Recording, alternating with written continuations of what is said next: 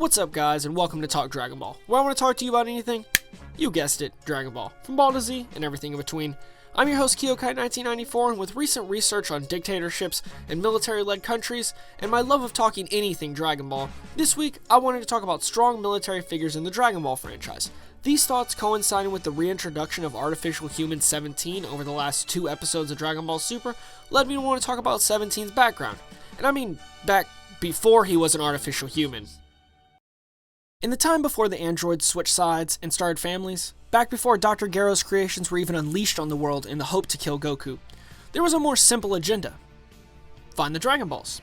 One man in the command of an army of colors had one wish that he wanted. One wish that was even better than world domination like the others who had searched for the Dragon Balls before him.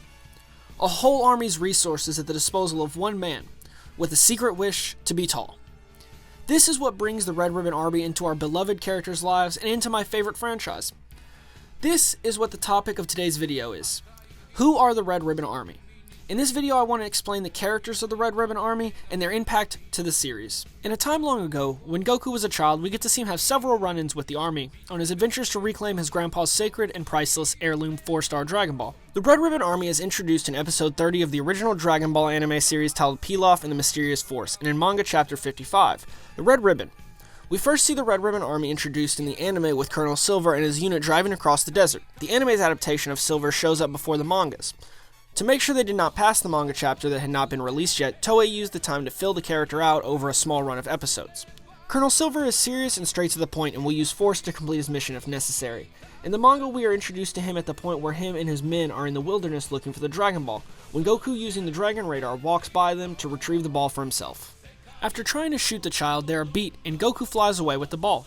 Colonel Silver then shoots Kinto-un with a rocket and Goku falls to the ground. This is what starts the feud for the rest of the arc, and a later saga to come in Dragon Ball Z. When Silver runs up to Goku to steal the ball, he is taken down easy with a sidekick and a roundhouse kick. Goku then takes the Hoi Poi caps and releases a plane and a robot. With the help of the robot, they use the airplane to search for the other magical orbs. For his failure, Red orders Silver's death. This is the one trait of Commander Red I do want to bring up. He is ruthless.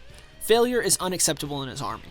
The members of the Red Ribbon Army are under total control, which is one of the factors that makes him so dangerous in the Dragon Ball world.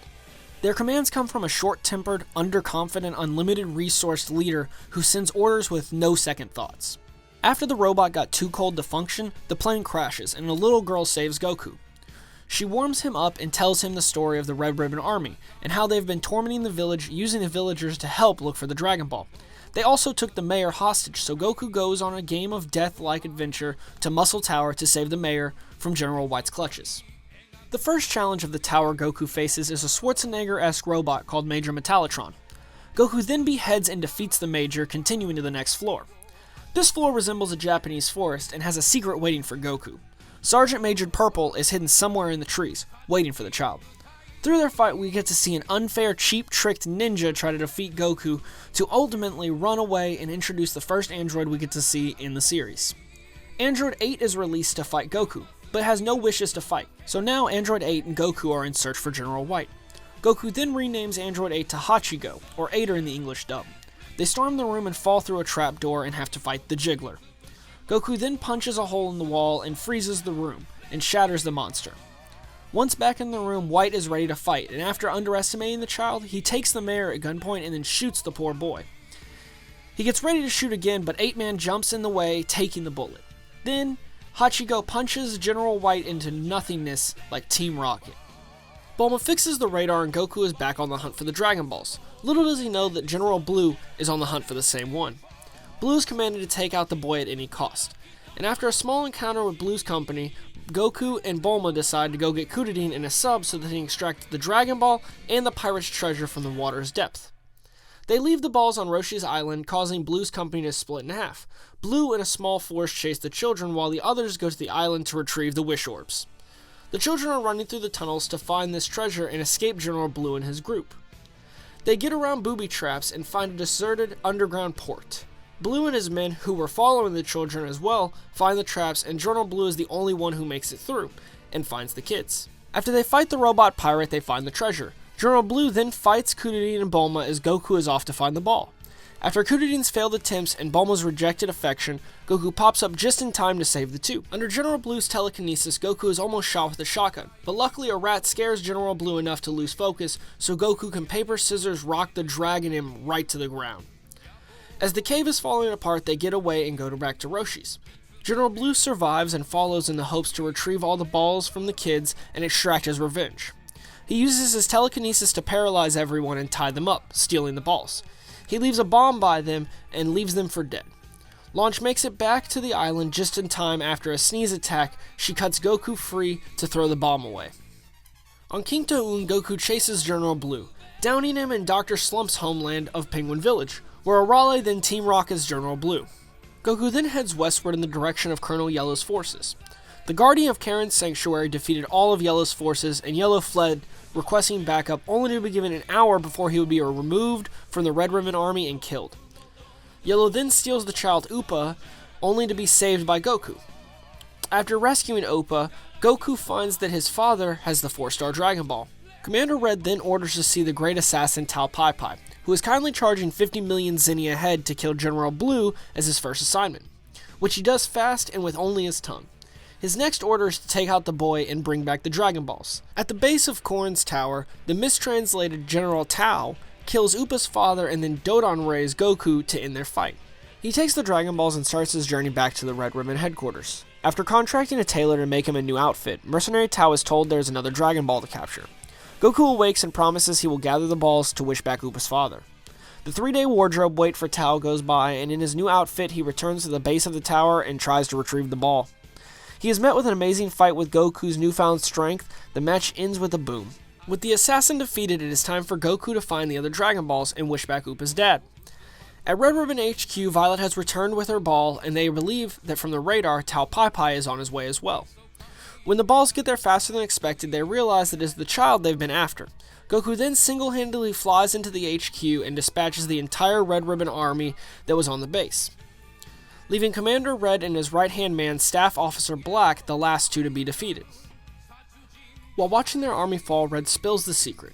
The secret that Red reveals to Black is that the ball hunt wasn't for the world domination, but, in fact, for Red to grow taller. Staff Officer Black has been there for Red, following and fulfilling any order given to him since the beginning. So finding out that the wish was not for domination, but for Red to grow, Black snapped and put a bullet in between Red's eyes. With the promotion to Commander, Commander Black uses his mech to try to defeat Goku, only to be defeated by Goku flying through the stomach of the machine and blowing it up, Piccolo Daimao style. Kind of. Meeting up with the rest of the gang is what confirmed the base was decimated, and the Red Ribbon Army was no more. Years go by for Goku with no mention or detection of the Red Ribbon Army, but he would soon be ambushed by the army once again. A scientist who had been working for the Red Ribbon Army was still alive and continued the hunt for Goku. He used bots to collect data on the boy and all the most powerful warriors in the hopes of making the ultimate androids to take care of them. He transformed himself and built what he thought were the machines that would defeat Goku, then attacked. After underestimating the warriors in their first meeting, where 19 was defeated, Dr.Gero flees back to his lab to awake 17 and 18, who kill their creator and wake the android 16. After several defeats from the Jinzo Neongans, it seems that they will be the toughest match for the Z-Warriors. But Dr. Gero's bio-creation, designed of cells from all the greatest beings he had ever known, is tougher. Cell is released onto the scene, and absorbing artificial humans 17 and 18, he turns into perfection, and threatens to blow up the whole universe in a Budokai for all their lives. After Cell's defeat, we get to see a brief glimpse of Commander Red and Staff Sergeant Black in a cameo through their being a director and a producer on the Great Saiyaman movie that Gohan does stunts for in the Buu arc. In Dragon Ball GT, through Dr. Gero and Dr. Mew, we get to see the return of two Android 17s in a fusion known as Super 17.